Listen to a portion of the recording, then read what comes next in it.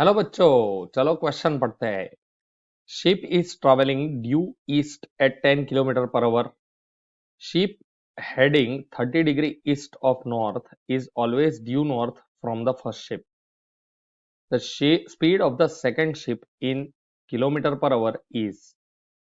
तो देखो, सबसे पहले यहाँ पे जो कॉन्सेप्ट हम यूज करने वाले हैं की कॉन्सेप्ट वो है वेलोसिटी और वेक्टर. Velocity and vectors.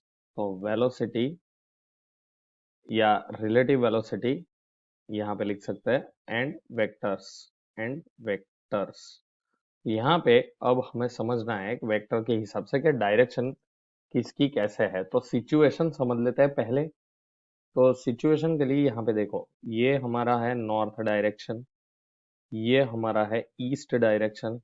और यहाँ पे क्या हो रहा है, पहले मेरी एक ये जो शिप है वो ड्यू ईस्ट जा रही है. ये ए शिप है, वो ड्यू ईस्ट जा रही है 10 किलोमीटर पर आवर से. तो इसका जो कंपोनेंट है वो ईस्ट में है. अच्छा, अब यहाँ पे ऐसा बोला है कि शिप हेडिंग 30 डिग्री नॉर्थ. तो ये दूसरी जो शिप है ये कहाँ जा रही है, ईस्ट ऑफ नॉर्थ, मतलब 30 डिग्री ईस्ट ऑफ नॉर्थ. तो ये डायरेक्शन में जा रही है. तो ये जो शिप है ये बी है, इसके दो कंपोनेंट हो जाएंगे we B.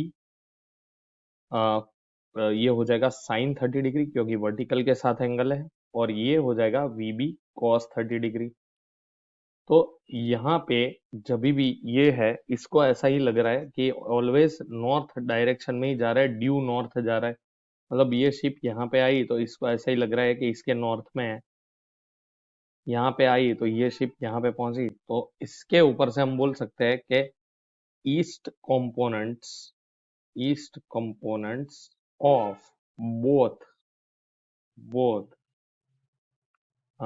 You can say ships should be same. तो ही ये कंटिन्यूअसली कहाँ रहना चाहिए, शीप बी उसके नॉर्थ में ही रहेगी. शीप ए यहाँ पे पहुंची तो शीप बी यहाँ पे पहुंची, ये भी नॉर्थ में हमेशा रहनी चाहिए. उस तरीके से देखें तो दोनों के ईस्ट कंपोनेंट्स, तो इसका कितना है, वी बी साइन 30 डिग्री है, और ये तो ईस्ट में ही जा रही है विथ 10 किलोमीटर पर आवर, तो 10 लिख लेते हैं. तो V B into 1/2 is equal to 10.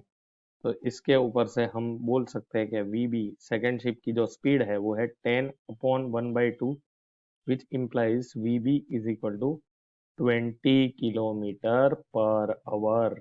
तो ये हमारी फाइनल स्पीड होगी, ये हमारा फाइनल सॉल्यूशन होगा. तो फ्रेंड्स, बी हमारा फाइनल सॉल्यूशन है 20 kilometer per hour. Hope you understand बच्चों. Thank you, best of luck.